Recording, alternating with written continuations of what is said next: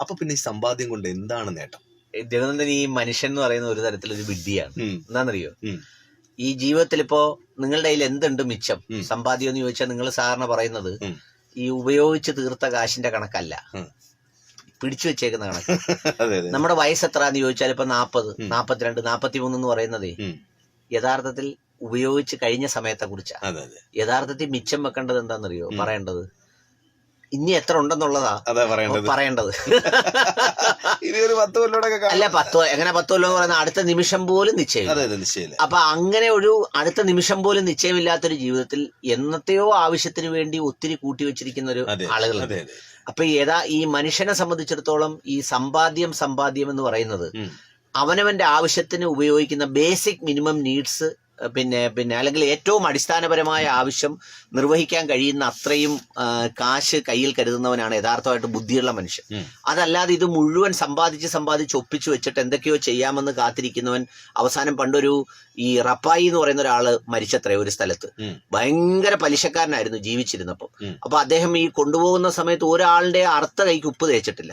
ഇങ്ങനെ നടക്കുന്ന ആള് മരിച്ചു പോയപ്പോ അദ്ദേഹത്തിന്റെ എല്ലാരെയും ബോധ്യപ്പെടുത്താൻ വേണ്ടി, നിഷ്കളങ്കത ബോധ്യപ്പെടുത്താൻ വേണ്ടി പറഞ്ഞത്രേ, ഈ ഞാൻ തിരിച്ചു പോകുമ്പോ എന്റെ കൈകൾ ഇങ്ങനെ നൂത്ത് വെച്ചിട്ട് കൊണ്ടുപോകണം, അപ്പൊ കാണുന്നവർ എന്നെ തെറി പറഞ്ഞവരെല്ലാം അറിയണം റപ്പായി ഒന്നും കൊണ്ടുപോയില്ലെന്ന്.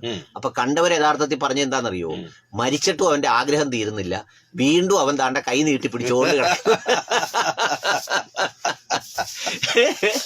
ജോലിയെ കുറിച്ചുള്ള മറ്റുള്ളവരുടെ കൺസെപ്റ്റ് നമുക്കറിയാവുന്ന എത്രയോ പേരുണ്ട്. ഇപ്പൊ ചില വ്യാപാര സ്ഥാപനങ്ങൾ നടത്തിയിരുന്നവർ 19 രൂപ 35 പൈസയ്ക്ക് 19 രൂപ 35 പൈസയും എടുത്തു.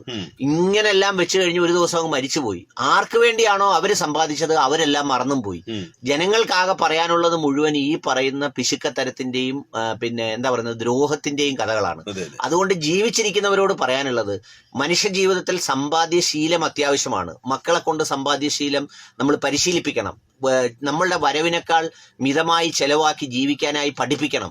നമ്മൾ മിച്ചം വെക്കുന്ന കാശ് എന്ത് ചെയ്യണമെന്ന് ചോദിച്ചാൽ നമുക്ക് മനസ്സിലാവേണ്ട ഒരു ഇക്വേഷൻ എന്താന്ന് വെച്ചാൽ, ഈ നമ്മൾ സാറിന് പറയുമല്ലോ, ഒരുപാട് സമ്പാദിക്കുന്നത് കുറവും ആർക്കെങ്കിലുമൊക്കെ ചെലവഴിക്കുന്നത് കൂടുന്നതുമാണ് എന്ന് പറയുന്ന നമ്മുടെ ഗണിതശാസ്ത്രത്തിന് മനസ്സിലാകാത്ത ഒരു മാനവികതയുടെ മനുഷ്യശാസ്ത്രം ഈ സമ്പാദ്യത്തിൽ ഉണ്ടെന്ന് തിരിച്ചറിയേണ്ടത് അനിവാര്യമായിരിക്കുന്നു. നമ്മൾ മനസ്സിലാക്കേണ്ട കാര്യം, ജീവൽ പ്രക്രിയയിലൊന്നും, നമ്മുടെ ജീവിതത്തിന്റെ പ്രക്രിയകളിലൊന്നും പണം ഒരു സ്വാധീനം ചെലുത്തുന്നില്ല. പ്രസവിക്കുന്ന പ്രക്രിയ, മരിക്കുന്ന പ്രക്രിയ, ഞാൻ നേരത്തെ പറഞ്ഞതുപോലെ പ്രസവിക്കുന്ന സമയത്ത് 5 ലക്ഷം രൂപ കയ്യിൽ കൊടുത്താൽ പ്രസവം സുഖമായിരിക്കുമെന്ന് ഒരു വൈദ്യശാസ്ത്രവും ഒരു ജീവശാസ്ത്രവും പറയുന്നില്ല. മരിക്കുന്ന സമയത്ത് 10 ലക്ഷം രൂപ കയ്യിൽ കൊടുത്താൽ മരിക്കില്ല എന്ന് ഒരു വൈദ്യശാസ്ത്രവും ഒരു ജീവശാസ്ത്രവും പറയുന്നില്ല. ഇതിനിടയിലുള്ള ജീവിതമാകുന്ന ഈ പ്രക്രിയയിൽ അത്യാവശ്യം കാര്യങ്ങൾ നടത്താൻ വേണ്ടിയിട്ടുള്ളതാണ് ഈ പണം എന്ന് പറയുന്നത്. അതിനു പകരം ഇത് മുഴുവൻ സമ്പാദിച്ച് വീണ്ടും ലക്ഷ്യങ്ങൾ ഇങ്ങനെ പുനർരചിച്ച്, അതായത് ഒരു ദിവസം നാട്ടിലുള്ള ചെറിയൊരു മത്തായിയാണ് ലക്ഷ്യമെങ്കിൽ കുറച്ചങ്ങോട്ട് കഴിയുമ്പോഴത്തേക്ക് പിന്നെ സംസ്ഥാനത്തുള്ള മാഞ്ഞൂരാൻ ലക്ഷ്യമാകുന്നു, കുറച്ചങ്ങോട്ട് കഴിയുമ്പോഴത്തേക്ക് അംബാനിയാകുന്നു, കുറച്ച് കഴിയുമ്പോൾ അദാനിയാകുന്നു, കുറച്ച് കഴിയുമ്പോൾ ബിൽഗേറ്റ്സ് ആകുന്നു. ഇങ്ങനെ ആയി അവസാനം റെയിൽവേ ഗേറ്റിൽ വന്നിരിക്കേണ്ട വരുന്ന സ്ഥിതിയിലേക്ക് കുറച്ച് കഴിയുമ്പോൾ എത്തിച്ചേരുന്നു. ഇങ്ങനെ ജീവിതം പാഴാക്കുന്നതിന് പകരം സമ്പാദിക്കുന്ന പണം ശരിയായ മാർഗത്തിൽ, നേരായ മാർഗത്തിൽ സമ്പാദിക്കുന്നതാവുക.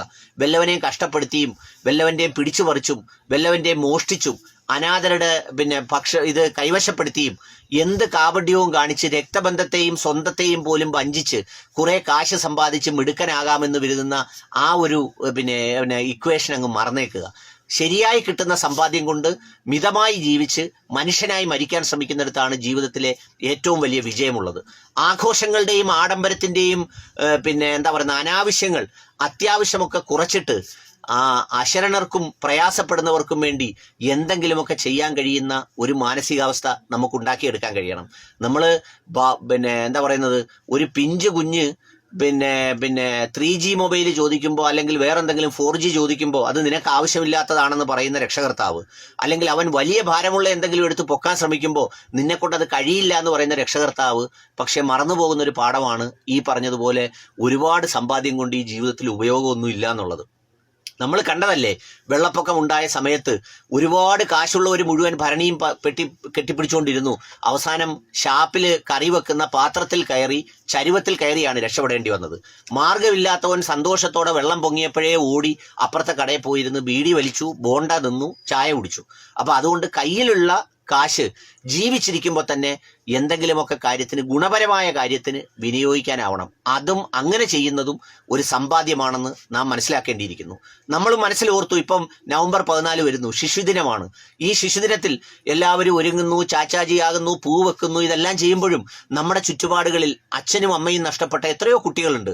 പിന്നെ അപ്പൂപ്പന്റെയും അമ്മുമ്മയുടെയും കൂടെ കഴിയുന്ന എത്രയോ കുട്ടികളുണ്ട്. നമ്മൾ ഒരു വർഷം മുമ്പ് ഉപേക്ഷിച്ച വസ്ത്രങ്ങൾ ഇനിയും ഇടാൻ കഴിയാത്ത കുഞ്ഞുങ്ങൾ നമ്മുടെ ചുറ്റുപാടുകളിലില്ലേ?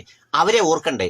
ഞങ്ങള് ഈ പറഞ്ഞതുപോലെ ഈ നല്ല പിന്നെ കുറച്ച് സുഹൃത്തുക്കൾ ഉള്ളത് കൊണ്ട് ഈ അനാഥരായ ഇങ്ങനെയുള്ള കുഞ്ഞുങ്ങളെ നല്ലൊരു ഷോപ്പിൽ കയറ്റി നവംബർ 14 ഒരു ഷോപ്പിംഗ് നടത്തണമെന്ന് വിചാരിക്കുകയാണ്. അവർക്ക് ആവശ്യമുള്ള വസ്ത്രം വാങ്ങിച്ചു കൊടുക്കണമെന്ന് വിചാരിക്കുകയാണ്.